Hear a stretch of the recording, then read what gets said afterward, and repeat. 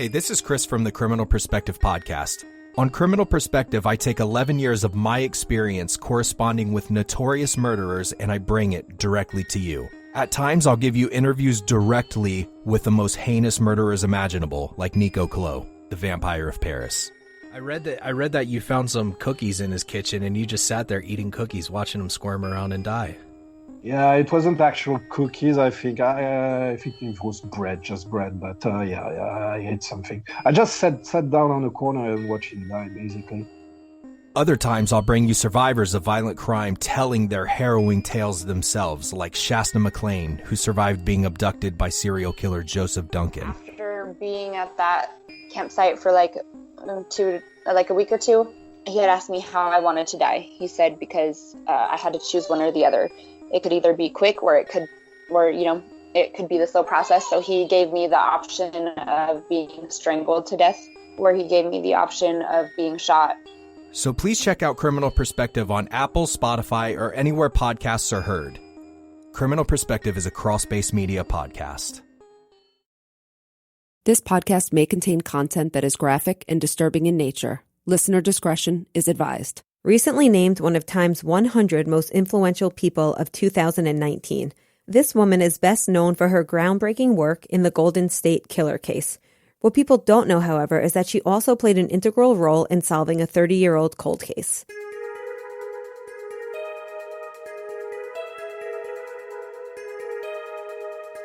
This is episode 26, the Barbara Rae-Venter story.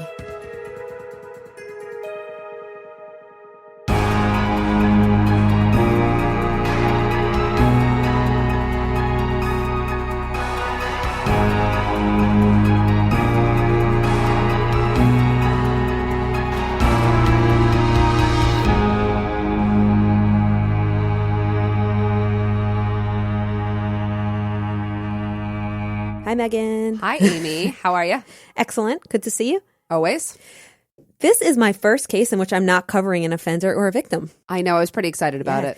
The Kathleen Zellner case, Meghan, right, is the only one that we've covered so far that was a woman who works in the system. Yes. I'm trying to think about that. Yes, I'm pretty sure. I would love to hear from the listeners if they enjoy these type of cases, because we can do more of them, because there is no shortage of amazing women who are working in the system or whose work has impacted the criminal justice field in some way. I agree. I have a list right now, and I have about 3 or 4 other women that I intend to cover at some point. I have to say it took me a really long time to pick because I have a list as well, and there's a lot of good ones. However, I did land on Barbara Rae-Venter, and I think you will understand why. She is incredible. Can't wait to hear this. So as always, I want to start off by talking a little bit about Barbara's background and what led her to her amazing career as a genetic genealogist, who, of course, helps solve cold cases, which is why we're talking about her here. Okay. Barbara was born in New Zealand in 1948, and around the age of 20, she moved to the U.S., and she was at the University of California, and she studied psychology and biochemistry. Very smart lady, and she got her PhD there as well. Lovely. Clearly, she is motivated, she is smart. She spent a few years in academia as a professor at the University of Texas. Then she enrolled in law school. She went to law school, and then somewhere around the mid-'80s, she began working as a patent lawyer. Okay. She was working in the biotech space. She also taught at Stanford for a number of years, where she conducted cancer research. Wow. So we could actually stop here and say, wow, what a career. But we really could, actually. This is nothing compared to what she would become. Okay. So somewhere around 2012, she developed an interest in finding relatives. You see how a lot of people are interested in Ancestry.com, and, it was actually just a hobby for her, nothing more than a hobby. Do you remember back in the day when you made your family tree projects? Yes. She actually joined the DNA Family Tree website. Got it. And she came across a distant cousin who she started talking to, and her distant cousin expressed some interest in finding his birth parents. She thought it would be really fun to help him, so she found a website called DNAadoption.org, and she actually enrolled in a class on how to use DNA matches, develop family trees, and use public records to find one's biological parents. I love that because I love people who are as interested in learning and doing as I am. So that's very cool. So, not only did she want to help him, she was going to get educated to do so. I know. After she completed the course, she began teaching it. Oh, yes. So she became really excited about what she considered this new hobby, but little did she know there was a growing field called genetic genealogy. In addition to working on her own family tree, she began working as a volunteer as a search angel. Have you ever heard that before? Oh, I have. What do they do? So they help adoptees find their birth families. I did know that. Isn't okay. that sweet? That's so cool. Yeah. So she was working as I already love her. I know. So she was working as a volunteer, helping people find their birth parents. And again, doing this as a hobby because she was a successful patent lawyer at this time. Wow. Soon after she began doing this, she started getting approached by law enforcement. Oh, of course, because they want to be able to track DNA and they want to be able to track, family criminal history. They're looking to locate offenders essentially using genealogy and using the family tree. And as you know, Meghan, it's not possible for law enforcement to search a genealogy site like 23andMe without a court order. I did know that, right? And well, I know we'll talk about this later. Things have changed a bit. This issue is going to come into play. Oh, yeah. We have a lot of talk on that. Genealogists who solve adoption cases knew that there was this workaround. They could upload crime scene evidence to something called GEDmatch.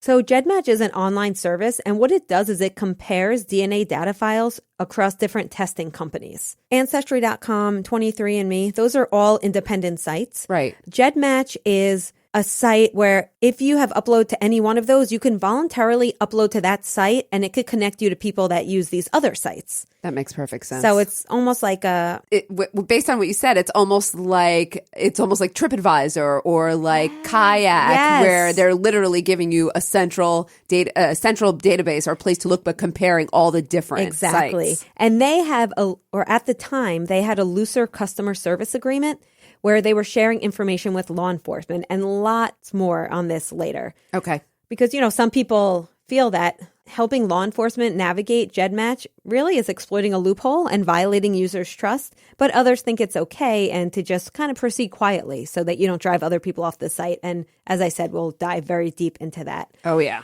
So her first criminal case involvement, it was in 2015. And she assisted a detective who was trying to figure out the identity of a woman named Lisa who had been kidnapped as a baby. It took more than 20,000 hours and the assistance of over 100 volunteers. But ultimately, using Barbara's techniques, they found and connected Lisa with her grandfather, who was the closest living relative who was interested in a connection. Okay. So Lisa finally knew her origins, but the story of Lisa was just beginning. Oh, my goodness. In fact, it's very hard to believe what followed after this. So it turns out that Lisa's birth name was actually Dawn, okay? So as a child, Dawn lived in an RV park in California with who people were led to believe was her father, a handyman who went by the name of Gordon Jensen. Stop me if you've heard this. As I get into it, you're going to. I think maybe. Go ahead. There was an older couple who also lived in the RV park, and they started caring for Lisa because they were concerned about her well-being. Things just didn't seem right.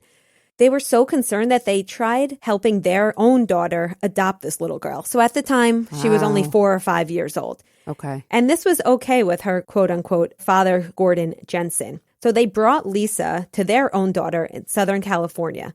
Very quickly, they called the police because Lisa was saying things that seemed to indicate that she had been abused. Oh, gosh. Okay. Yes. Soon after, they also discovered that Gordon Jensen had fled the RV park. So in other words, this couple were taking Lisa on a trip, and the second they took her, he fled. I think he thought people might be onto him. Police realized that Gordon Jensen was a false identity, and fingerprint records from previous arrests matched him to Curtis Kimball. Oh, I think you know where this is yes, going? I do. Keep going. So he was captured and charged with child abandonment as Curtis Kimball in March 1989.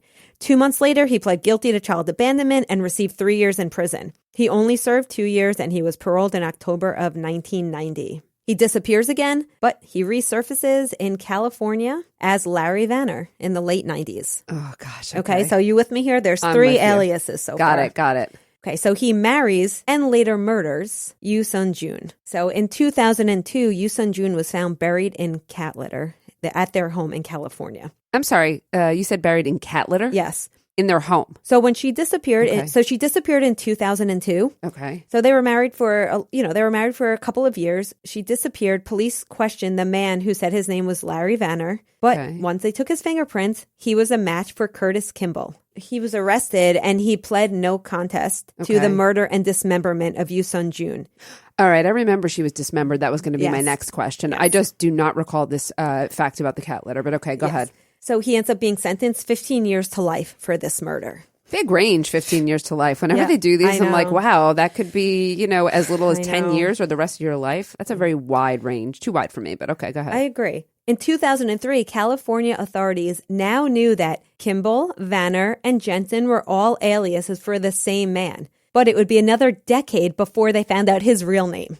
What? His real name, Terrence, known as Terry Rasmussen. Oh, yes. Also known as the Chameleon Killer. Okay, got it. I knew that you were going to know this. Yes. And one of my favorite podcasts, Bear Brook. Bear Brook. Yep. So how does this all come together now? Because remember, we're talking about Lisa here. Yes. Okay. So how did this all come back to the identification of Lisa? It led authorities to link her kidnapper to a series of murders in New Hampshire known as the Bear Brook murders. So the Bear Brook murders, for those of you who aren't aware, it was an adult female and a female child were found in a barrel in Bear Brook State Park in Allenstown, New Hampshire. Years later, 2 additional victims were found in barrels again, and they contained 2 female children. All victims were found to have died of blunt force trauma to their heads sometime around 1977 and 1981. It took decades to figure out their identities, and it turned out that 3 of the 4 were biologically related. I remember this. Yep. The revelation of that was shocking. Shocking. So it was mother and daughter, unfortunately, in the first barrel, and then 1 additional daughter. Yes. The 4th victim was never ID'd.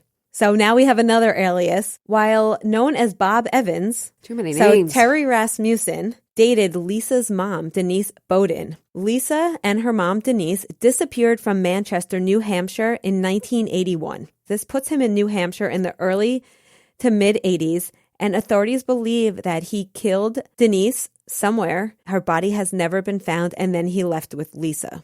Got it. Denise and Lisa were not reported missing at the time because the family believed that she left town because she was having some financial issues and she was dating this guy who went by the name of Bob Evans. So they didn't even know that they were really missing. In 2016, however, once the daughter, Lisa, once she resurfaces alive and well, living in California, and then there was publicity about the murders and Bowden's disappearance, now they start thinking, oh, something sinister must have happened. They contacted authorities. So this whole thing is coming together. In 2010, Terry Rasmussen died in prison. And after his death, they used DNA obtained from his autopsy. And they were able to establish that he was the father of that 4th victim that was found in the barrel. Oh my gosh, I did not remember that. So Barbara Rae-Venter, all because she was helping this woman find her biological family, that started this domino effect and got us all the way here. All 4 victims were able to be identified now. Well, I'm sorry, they weren't able to be identified because the 4th victim, we still don't know who this little girl was. We just know that biologically, she is the daughter of Terry Rasmussen. So he killed his daughter. He did. Authorities say it's possible that there's many more victims of his that they just haven't been able to link yet. That's kind of interesting. He wasn't when I teach it, he wasn't a specific, not site specific or place specific. Also, not a local. It's funny you bring that up because I was going to say, since you teach on serial killers, I want to know your thought on this because I think what distinguishes him from most serial killers is he targeted people with whom he had a relationship with. Absolutely right? Distinguishes him. From what I understand, most serial killers actually have very strong family bonds and they focus on complete strangers. Is that correct? Most serial killers will, some have strong bonds, some do not, but almost always their victims are strangers or strangers to them. I mean, one of the reasons too is because they don't want to get caught. Yep. And, they're picking out vulnerable targets. But that really makes him unique. Almost all of his victims had some sort of familial or relationship connection. Yeah, that's unique. That was a big case for Barbara, but that was nothing compared to what is to come. Wow. Barbara's next case. I already love her. In 2017, Paul Holes. Oh. You know where I'm going here, right? I do. We've had the opportunity to meet Paul Holes at CrimeCon, and he's a lovely person. Yes. He's done some amazing things in the field. He's cool. So Paul Holes learned about Barbara's work on the case, and he sought her out. Because what case was he working on for decades? The Golden State Killer. Yes. So after a review of his previous cases, she says, yeah, you know what? I think I'll work with him. But only later was she told that he actually needed help on what turns out to be the Golden State Killer case. So she doesn't know what she's getting herself into. Nope. Absolutely not. So why was she needed in this case? Well, they had unknown DNA, right, and they wanted to use this method called target testing. It really just relies on analyzing data from individuals who consensually agree to do a DNA test Right. and upload their DNA to these sites and then match his DNA to see if we could find, really make a family tree and find some distant relatives. Right.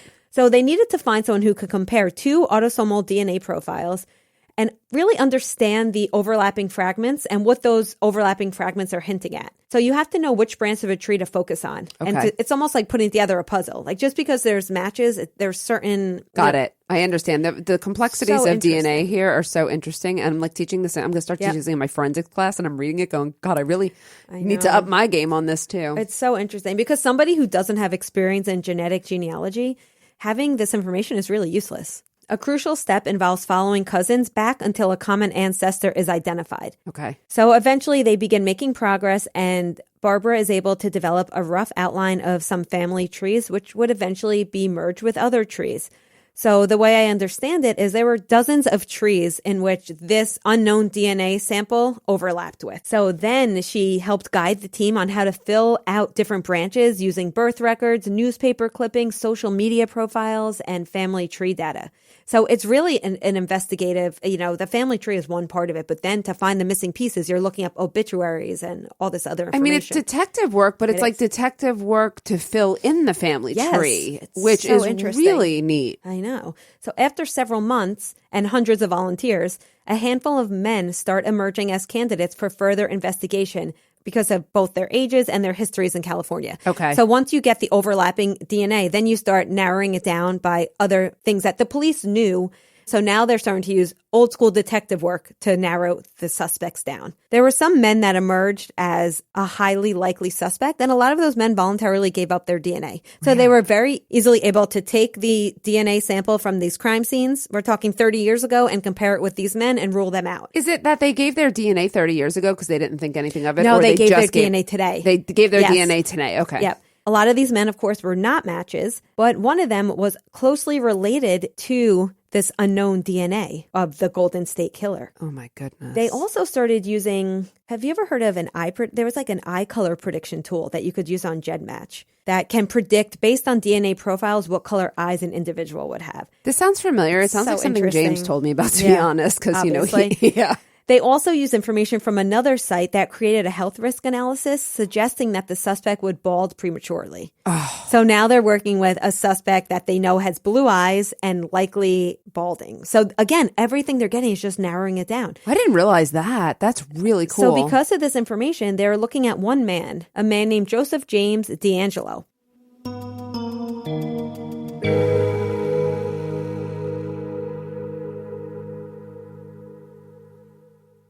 Amy, I'm totally addicted to Acorn TV, just so you know. Me too, Megan. Acorn TV is a commercial-free streaming service that's rooted in British television. It's home to sophisticated and artful storytelling with top-rated mysteries, addicting dramas, heartfelt comedies, and so much more. Oh my gosh. So I first watched Deadwater Fell. It's 4 episodes, which I love about these British shows. They don't go on and on forever. And it was similar, I would say, to like a Broadchurch. It had the murder mystery. But beyond that, okay, I binge watched and totally loved Gold Digger with Julia Ormond. Yes, so good. It was amazing. I love the story. They set this idea of like this, beautiful older woman with a younger man, a 20-year age difference. And is he really in love with her, or the whole time is he just a gold digger? Don't give it away. I know, I'm not going to give it away for everyone, but I love that they It's so also good. involved her family and they made it like a crime drama because they had all these ominous tones. I binge watched that one, by the way, in also like 1 or 2 days.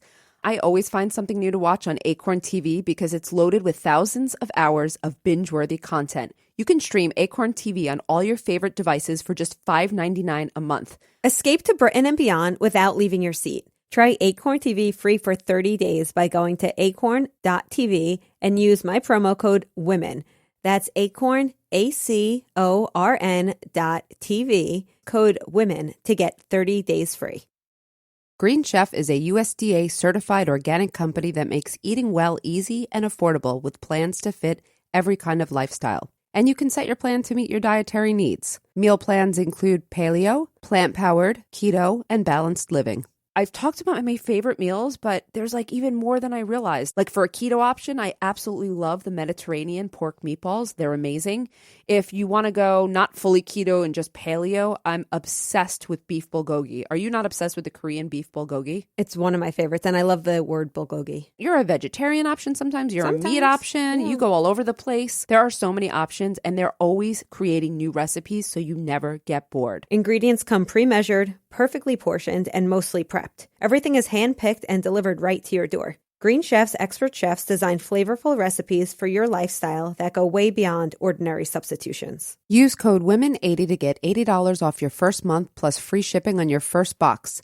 Go to greenchef.com/women80 to redeem and for more details. Once again, that's greenchef.com/women80 for $80 off your first month when you use promo code WOMEN80. WOMEN80. So D'Angelo had blue eyes. A DMV photo that they were able to get as public record showed that he had a receding hairline. So they're thinking, okay, this is interesting. From there, they did traditional detective work. You know what they did? Oh, gosh, I don't even want to. Can I just tell you? It's so exciting. Yeah, just okay. I was going to say surveillance, but that doesn't sound right. No, you're right. Oh. So they started doing heavy surveillance on him because what did they want to get? Oh, they want to get his DNA. They want to get a DNA sample. They want to see if he's going to throw out a cup or a cigarette butt or anything that will give them a sample. Yes, okay. Yes, so they want to be able to confirm a match. So they follow him around long enough to get a tissue. Yes. And they compare the DNA, and guess what? It's a match. It's a 100% match. So at this point, I think they narrowed it down to about 6 people. But they start like honing in, I guess, on these 6, but they get this tissue and it's just a slam dunk. They were doing the same things though, right? Surveilling the other 6, trying to get the DNA matches. I believe so. But I think that because of the blue eyes and the receding hairline, they had these other people in the mix because, of course, I guess there could be maybe someone shaves or who knows. There could have been some other reasons, but it was so interesting. Joseph James D'Angelo was living with his daughter and his granddaughter, now in his mid-70s.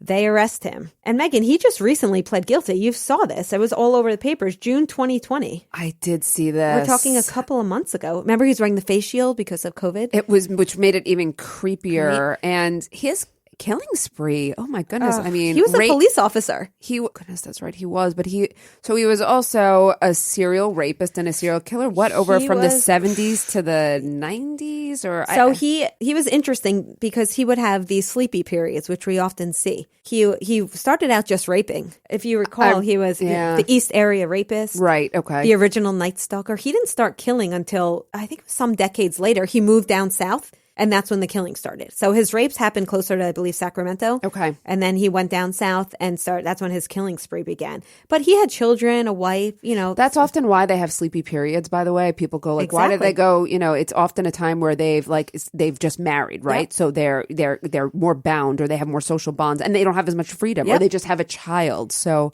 And then they say I wanted to stop because, I felt this, I wanted to be connected. I wanted to give it up. But then there's a draw that most of them feel. And if I remember correctly, they did see a lag after each child. He ended up having 3 girls, which is so ironic considering he was so brutal against women. He ends up pleading guilty to 13 counts of first-degree murder, and he also admitted to more than 60 uncharged offenses, including brutal rapes that date all the way back to the 70s. He would plead guilty to 13 counts of first-degree murder. And again, he admitted to the brutal rapes and the burglaries, but because of the statute of limitations, unfortunately, those victims are not going to get justice as far as the legal system goes. That's unfortunate. The statute of limitations is one of those other things I go back and forth with all the time. I know. If you're able to identify someone, what should it matter what the time frame is?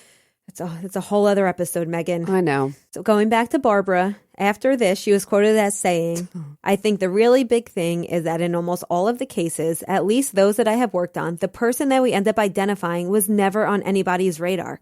They were somebody that without any investigative genetic genealogy, they would have completely gotten away with it. And that is so clear in this case. I think that's crystal clear in this case, and I've heard it in other cases. Oh, I'm going to go over the other cases, Meghan. Okay. Don't you worry. All right. I know, there's so much. This might be a 2-parter. Nah. You can get it done in one. Get it done. Since he was now in his mid-70s, not surprisingly, he just about aged out. He hadn't killed anyone for decades. Yeah. So as Barbara was saying, he could have very easily gotten away with this had it not been for genetic genealogy. He probably thought he would. Probably thought he was way past getting caught. Yeah, I'd say so. This case really brought the use of investigative genetic genealogy into the spotlight. It wasn't the first. Some people incorrectly say that the Golden State Killer case was the first to use genetic genealogy. It was the first high-profile case to use it. But it did highlight the power that the tool can have in cracking cases that have been cold for decades. In the immediate aftermath of the arrest, Barbara chose not to publicly identify because she was fearful of her personal safety. Yeah, I'll bet. Not surprising. And she probably didn't want the whole world's spotlight, like Absolutely. attention on her. But several months after the arrest, she allowed Paul Holes to identify her publicly. I don't know if you recall this, but Paul Holes named her in a tweet back in August 2018,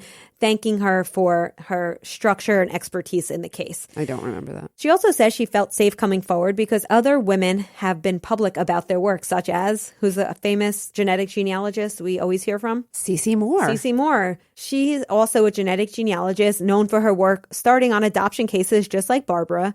But she also had recently announced breakthroughs in 6 murder cases and 2 sexual assault cases. Right. And then there was yet another woman who, all these women are just amazing, Colleen Fitzpatrick. She was a rocket scientist turned genetic genealogist. And she came out publicly regarding her work on a dozen murder cases. And she now has an organization, which we'll talk about later. Look at women paving the way in this field. And Fitzpatrick was quoted as saying that the Golden State Killer's case really opened the door to say that we can now go into homicides in genetic genealogy because it was a little unclear. After her role in the Golden State Killer case, she became well known and she was approached to assist in at least 50 unsolved cases, including homicides and unidentified victims. Wow. So in a moment, we're going to talk about where she is now, but I just want to highlight some other noteworthy cases that she helped solve because one is more shocking than the next. Oh, okay. In Port Washington, Wisconsin, she helped police solve the 35-year-old cold case of a murder of an 18-year-old, Tracy Hammerberg, who was sexually assaulted and murdered by a former classmate. Okay. Another case out of Wisconsin, the identification of Peggy Lynn Johnson. She was a Jane Doe for over 20 years, and it helped police identify the suspected killer. And not only the victim's identity, but the killer's identity as well. Oh, my goodness. And then in California, a longtime neighbor and grandfather was arrested as the suspect in 2 rape cases from the late 1990s. And she used, again, investigative genetic genealogy to help the police department identify him. And just last month, she was instrumental in solving a 32-year-old cold case. There was a newborn baby that was found in a bag in the Bay Area, and the baby was never identified. Guess who... It was revealed is responsible. After 32 years, his mother was charged with the murder. It turns out that she had hid the pregnancy from family and friends and then killed the baby and dumped him in the bay. So it's really unfortunate. And then the last one I just want to highlight is, have you ever heard of the case The Boy in the Box? So it sounds familiar. It's very interesting because it dates back to 1957. So there was an unknown murder victim, a 4 to 6-year-old boy whose naked, battered body was found in a bassinet box in the Fox Chase section of Philadelphia, Pennsylvania. He was also commonly referred to as America's unknown child. His identity had never been discovered, and the case remains open, but probably not for long now that Barbara is working on it. Wow, I can keep going. I have lists and lists of cases, but for the sake of time, I'll stop with the highlighting of cases there and just turn to the controversy with... I feel like this reminds me of when we did cover Kathleen Zellner. I was like, let me go through every case. These are women that are they're rock stars. I'm so glad. So inspiring. I'm really glad we're featuring them in these episodes. Okay, so you were going to stop there and go to the controversy. Yes. Although these methods help solve crimes, it's not without controversy. These cases have highlighted how DNA samples that have been volunteered for one purpose, in this case genealogy, can be used for other reasons without the donor's explicit consent. There have been several ethical concerns brought up. Sorry, I know you're going to go into it, but isn't number 1 the invasion of privacy, Fourth Amendment issues, or no? It is, but there's workarounds, which in the case of the Golden State Killer, for example, D'Angelo's relatives submitted their DNA for the specific purpose of genealogy, which by definition requires the information to be shared and compared. However, it was used for something else without their consent. Right. So they found that they ended up solving this case because a distant relative of D'Angelo updated their DNA, hoping to find the family tree. I completely understand that, but then don't they have an expectation of privacy? Is the issue here? That is the issue. That's why law enforcement goes to genealogists, because law enforcement cannot do this themselves. Although there have been cases where law enforcement has been accused of creating fake profiles and uploading cold case DNA. So GEDmatch is what we talked about before, and GEDmatch is the site that collects data from all the other sites. They have since changed their policy because they face a lot of backlash. So now they require people to opt in to share their DNA with law enforcement. If you go on their website, it's a big banner. But their total number of samples dropped from over 1 million before D'Angelo to about 250,000 today. Right. So for the most part, each site really has their own user agreement, and many allow people to opt out of DNA sharing for law enforcement purposes. But you have to actually read the fine print a lot of times. Yeah. But you'll see they're being responsible, and instead of making it in the fine print, like I said, sites like Family Tree DNA, they offer law enforcement services. So that could increase the pool of potential matches, but others like MyHeritage, 23andMe, and Ancestry, they do not allow law enforcement access. So some people feel that law enforcement navigating GEDmatch is an exploitation of a loophole that violates trust. Others feel like it's okay because it's solving these heinous crimes. The fact is actually, because of these databases, some estimates say that over 250 violent crimes have been solved just since the Golden State Killer. Yeah, and the question is, do you want to give up some of your rights for the greater good or not? You know what I mean? This is slippery slope, though. This is a hard one for me. Are we going to get to our opinions about this? Or yeah, we will. I'm almost done. I'm sorry, Meghan. Hang in there. No, I am. I'm here. I'm excited. Aw, you're always there, Meghan. Always. Thank you. Always. So what does the Department of Justice say about this? Ooh, that's the authority. Yep. In 2019, they issued guidelines for federal investigations. We know that there's a difference between state and federal. The DOJ says that you could only use genetic genealogy to track down suspects in serious violent crimes. And or, though, because it's confusing, there have been different ways to interpret this, it could also be used as a last resort. I hate when they give vague language. I know, because like I said, it's such a slippery slope if it's not specified. Serious violent crime. So are we talking just murder and rape? Some people would say... They probably have a category. If they say serious violent, I bet they're going to have a schedule of offenses that they consider there. And it's going to be like your top, the FBI's top 8, including homicide, like robbery, index crimes, rape, the 8 most serious. So now we're seeing states also developing some language about what can be done with these sites. So a couple of months ago, there was a warrant by a Florida law enforcement agency demanding access to all DNA profiles, even those who did not opt in. Well, they probably couldn't, yeah. And they complied. What? Yep. We're going to see a lot of movement on the state level because this is so new and it brings up so many issues. We're going to see people starting to press for laws to protect the privacy rights of all people and limit access to everyone's genetic material. However, the other side of this is not only are we able to find unknown offenders, we're able to solve the cases of Jane Does. And this is also helping in the wrongful conviction area as well, because if someone else is implicated and you're in prison for that crime, then that's going to help you too. So this has far-reaching benefits.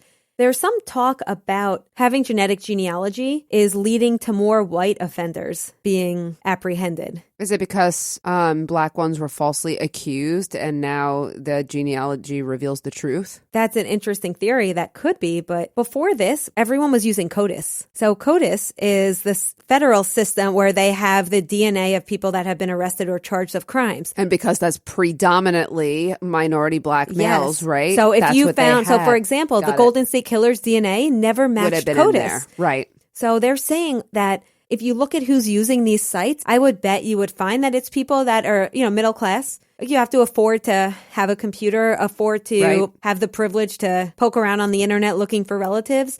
So because of this, you're having more white people submitting their DNA. Right. And so that's how we got someone like the Golden State Killer. And also Terry Rasmussen was a white man also. So interesting. I wonder if it'll change anything. Let's do research on it. Sorry. Yeah.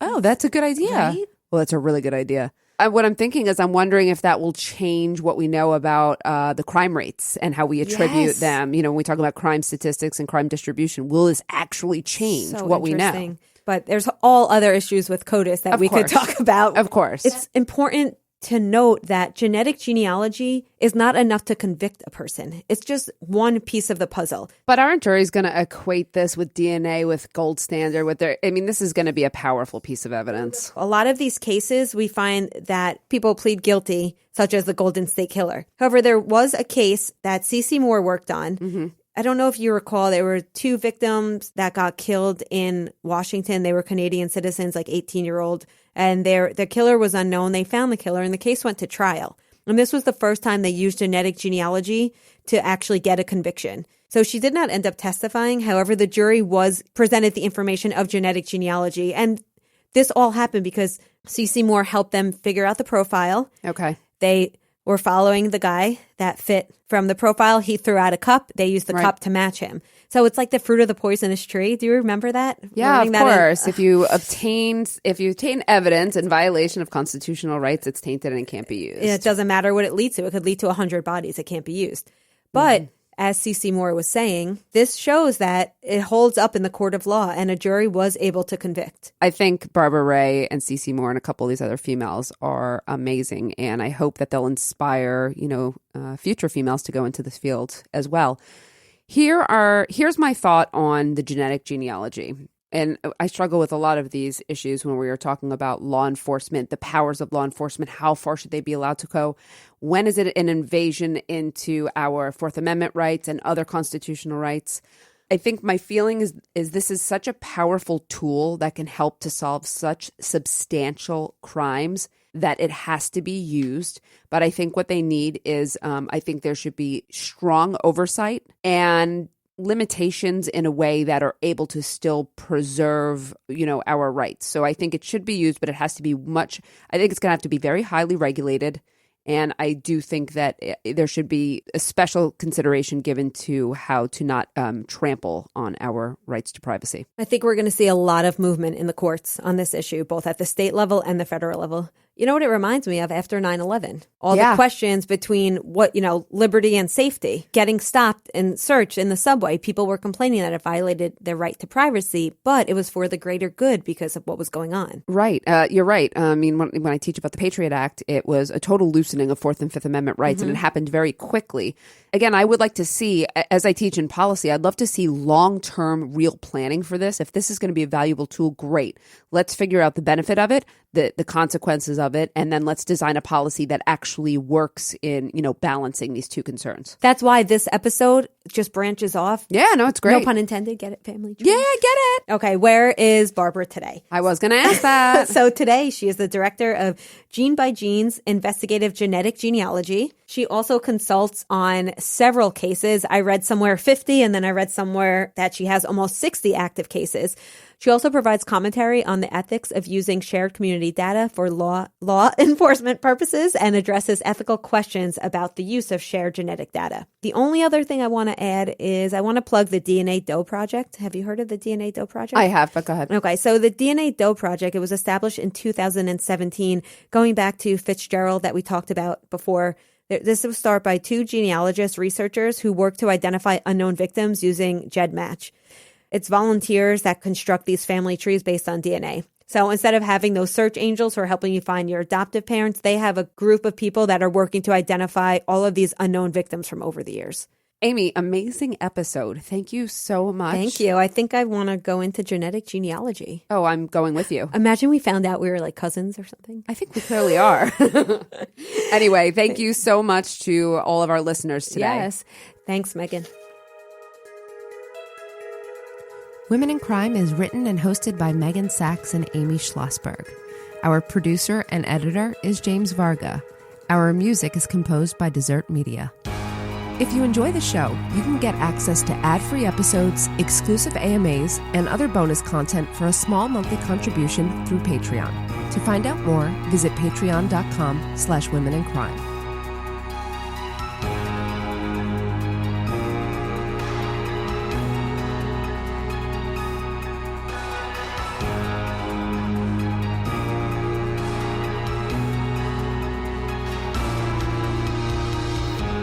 Sources for today's episode comes from the New York Times, genealogyconsult.com, Barbara's website, Oxygen, ABC News.